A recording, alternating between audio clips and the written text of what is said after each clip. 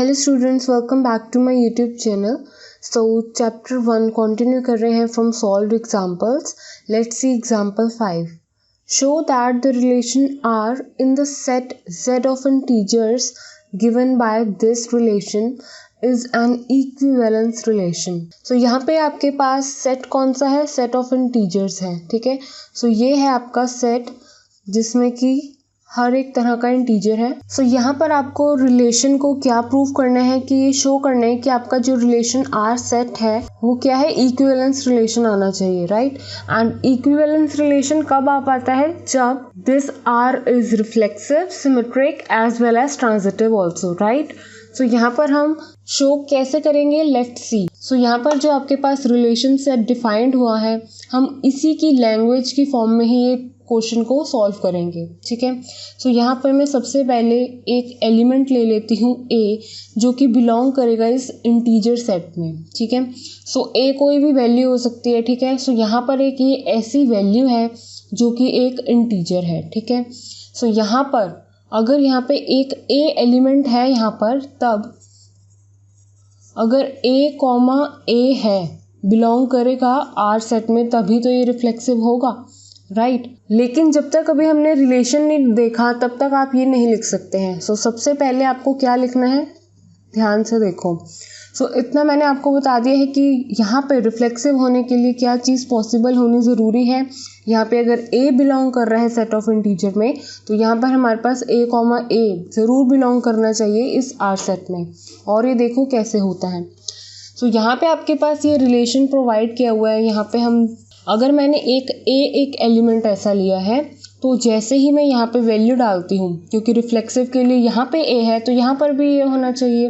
That means जहाँ पे b है वहाँ पर भी a होना चाहिए। तो ये कैसे दिखाएगा मुझे? Then a minus a, so 2 divides a minus b। मतलब यहाँ पे अगर मुझे रिफ्लेक्सिव के लिए शो करना है तो सेम एलिमेंट्स होने चाहिए यहाँ पर भी और यहाँ पर भी। सो यहाँ पर जब सेम एलिमेंट्स होंगे तो यहाँ पर भी वैल्यू क्या होगी? a minus a। सो यहाँ पे ये बताओ, क्या a माइनस a करने पर आपको वैल्यू क्या मिल रही है? 0। क्या 0 डिवाइड कर रहा है 2 से? Of course. सो यहाँ पे जो 0 है वो डिविजिबल है 2 से। सो यहाँ पे ये पॉसिबल है कि 2 जो है आपका डिवाइड कर रहा है 0, तभी आपको वैल्यू क्या मिल रही है? 0, ठीक है। सो यहाँ पे इसने इस वैल्यू को सेटिस्फाई कर लिया, इस रिलेशन को सेटिस्फाई कर लिया है। किस चीज़ के लिए? रिफ्लेक्सिव के लिए। सो अगर ये चीज़ पॉसिबल हो गई है, 0 डिवाइड्स कर गया है 2 को, तो which is divisible by 2। So अगर ये चीज़ पॉसिबल हो गई है तो यहाँ पर आप देयरफॉर लिख सकते हो a रिलेट हो चुका है a से। For all a belongs to integer, a belong कर रहा है R में, R सेट में आपका वो बिलोंग कर रहा है। अगर ये चीज़ पॉसिबल हो ही गई है तो देयरफॉर दिस इज रिफ्लेक्सिव। इसी तरह से हम सेकंड सिमेट्रिक के लिए भी शो करते हैं। So let's see how. सो यहाँ पे सिमेट्रिक शो करने के लिए डेफिनेटली आपको a, b लेने पड़ते हैं एलिमेंट्स जो कि उस सेट में बिलोंग करें, राइट। 2 एलिमेंट्स के साथ वर्क होता है, राइट। सो अगर a, b बिलोंग करना चाहिए आर सेट में, तो b, a भी होना चाहिए आर सेट में। रिफ्लेक्सिव में सिर्फ मैंने एक एलिमेंट a लिया था, यहाँ पे मैंने 2 एलिमेंट्स लिए हैं, a, b बिलोंग्स कर रहे हैं वो जो कि सेट ऑफ इंटीजर्स में, ठीक है। सो यहाँ पर a रिलेटेड है b के साथ, वो तो उन्होंने मेंशन कर ही रखा है कि a जो आपका एलिमेंट है वो b के साथ कब रिलेटेड होगा। दैट मीन्स आपका एक इंटीजर दूसरे इंटीजर के साथ कब रिलेशन बनाएगा? जब आप a माइनस b करेंगे तो ये डिवाइड होना चाहिए 2 के साथ। सो ये आपको प्रोवाइड है रिलेशन सेट में, राइट। सो यहाँ पर as you all know that कि a रिलेटेड है b से, कब? When a minus b is divisible by 2। So अगर ये चीज़ पॉसिबल है, क्योंकि उन्होंने मेंशन कर रखा है कि आपके कोई भी 2 इंटीजर्स आप ऑर्डर्ड सेट में इस तरह से लेंगे a, b, तो वो कैसा रिलेशन बनाएंगे एक दूसरे के साथ? a रिलेट कब करेगा b के साथ? जब a माइनस b करने पर ये यहाँ पे भी एक इंटीजर है, यहाँ पर भी एक इंटीजर है, ये दोनों इंटीजर्स कहाँ पे बिलोंग कर रहे हैं? सेट ऑफ इंटीजर्स में, राइट। सो यहाँ पर जैसे ही इन दोनों का मैं माइनस करूँगी, डिफरेंस करूँगी, तो वो जो वैल्यू होगी वो भी एक इंटीजर की फॉर्म में आएगी।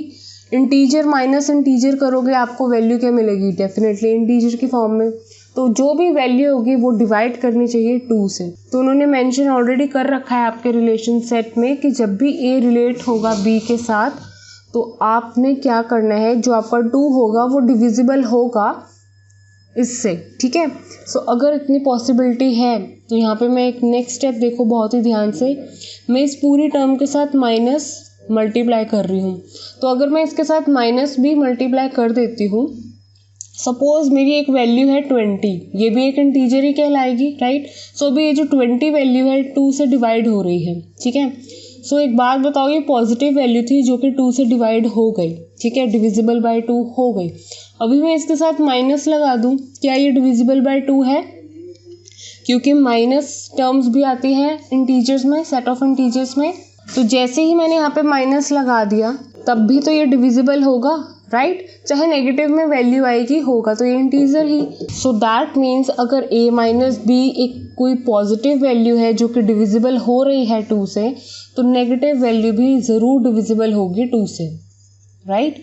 सो यहाँ पे मैंने नेगेटिव क्यों लिखा है ये जल्द ही आपको क्लियर हो जाएगा। सो जैसे ही अब मैं माइनस को इस पूरी टर्म के साथ मल्टीप्लाई करूँगी तो वैल्यू देखो आप इस तरह से आपको दिखेगी। सो दैट मीन्स सिर्फ यहाँ पे मैंने माइनस ही तो मल्टीप्लाई किए हैं, नथिंग एल्स। इस स्टेप को इस तरह से लिखा है, बाकी सेम। तो अब यहाँ से देखा आपने जैसे कि a माइनस बी जब डिविजिबल था 2 से, तब आप उसको कैसे लिख रहे थे, a है रिलेट कर रहा b से। तो जब b माइनस a डिविजिबल हो रहा है 2 से, तो आप इसको क्या लिखेंगे, b रिलेट कर रहा है a से। सो बाय द डेफिनेशन अगर a पहले है तो आपने a माइनस बी लिखा, यहाँ पे b पहले है तो इसको देखकर आपने क्या लिखा कि b रिलेटेड है a से। क्यों? क्योंकि b माइनस a भी एक ऐसी वैल्यू है जो कि डिविजिबल है 2 से, ठीक है। सो यहाँ पे आई होप आपको क्लियर हो गया हो कि मैं यहाँ तक कैसे आई हूँ। सो यहाँ पर for all a comma b belongs to this integer, so therefore as a comma b belong कर रहा है r में and b comma a भी belong कर रहा है r में, this implies r is symmetric, ठीक है। सो ये मैंने आपको सिमेट्रिक भी शो करके दिखा दिया है। नाउ थर्ड, सो ट्रांजिटिव के लिए आपको क्या चाहिए होते हैं, 3 एलिमेंट। सो यहाँ पे मैंने लेट कर लिए हैं a comma b comma c belong कर रहे हैं इंटीजर्स, ठीक है, जो कि सेट इंटीजर में बिलोंग कर रहे हैं। सो इतना क्लियर है कि अगर कोई एक a एलिमेंट रिलेट कर सकता है दूसरे एलिमेंट के साथ, और ये सब क्या है, इंटीजर्स हैं, और इन दोनों को इस तरह से माइनस करने पर ये जो वैल्यू है वो एग्जैक्टली डिविजिबल बाय 2 है। उन्होंने मेंशन कर रखा है कि आपके जो 2 एलिमेंट्स हैं वो रिलेशन में कैसा रिलेशन बना रहे हैं, इस तरह से। तो अगर मैंने 3 एलिमेंट्स ले लिए हैं तो एज ए रिलेटेड कर रहा था बी के साथ, तो इससे मेरे को क्या पता चल रहा है कि हो सकता है ना कि बी भी रिलेट कर ले किसी अनदर एलिमेंट के साथ, सी के साथ। सो ये जो है कहाँ से आया है आपके पास, इस तरह से। सो ए बी की जगह सिर्फ बी और सी ही तो हुआ है वैल्यू, राइट।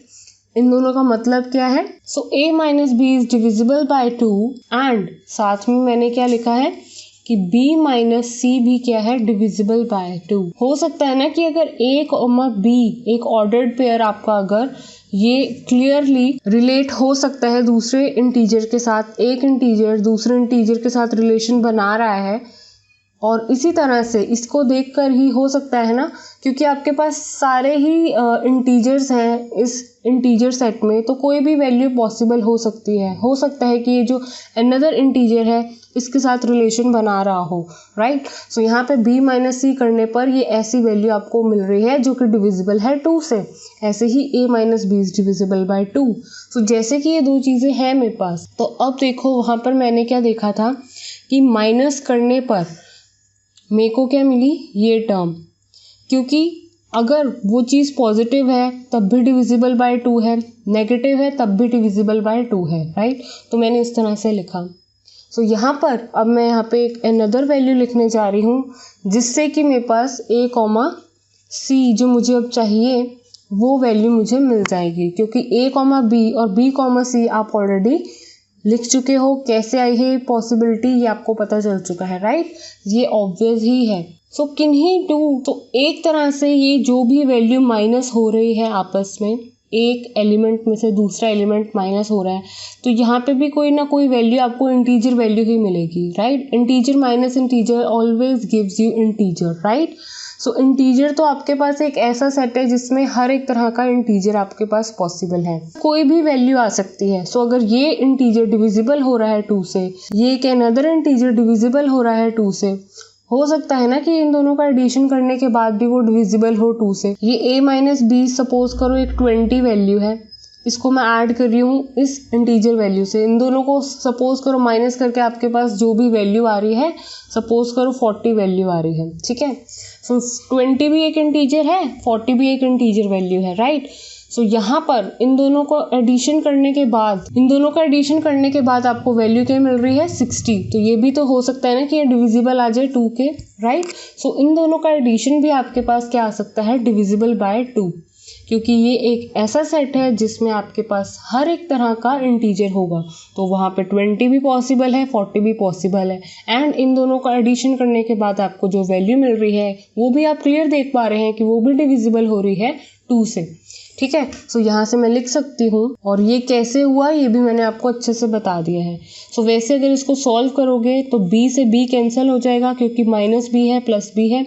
यहाँ से वैल्यू क्या मिल रही है आपको पूरे ब्रैकेट में से a माइनस सी, तो a माइनस बी है, b माइनस सी है, तो आपके पास a माइनस सी भी है, जो कि डिविजिबल बाय 2 आया है, ठीक है। सो ये वैल्यू भी आपकी a माइनस सी जो है वो भी डिविजिबल आई है 2 से। सो इसका मतलब क्या है, देयरफॉर a रिलेट कर रहा है c के साथ, a रिलेट करा b के साथ, b रिलेट करा c के साथ, तो आपको एक यही वैल्यू चाहिए होती है ट्रांजिटिव शो करने के लिए, तो आपने ये भी लेकर आ चुके हो, hence this is transitive. So next video में नेक्स्ट एग्जांपल देखेंगे। Thank you students for watching this video. Please like, share and subscribe to my channel.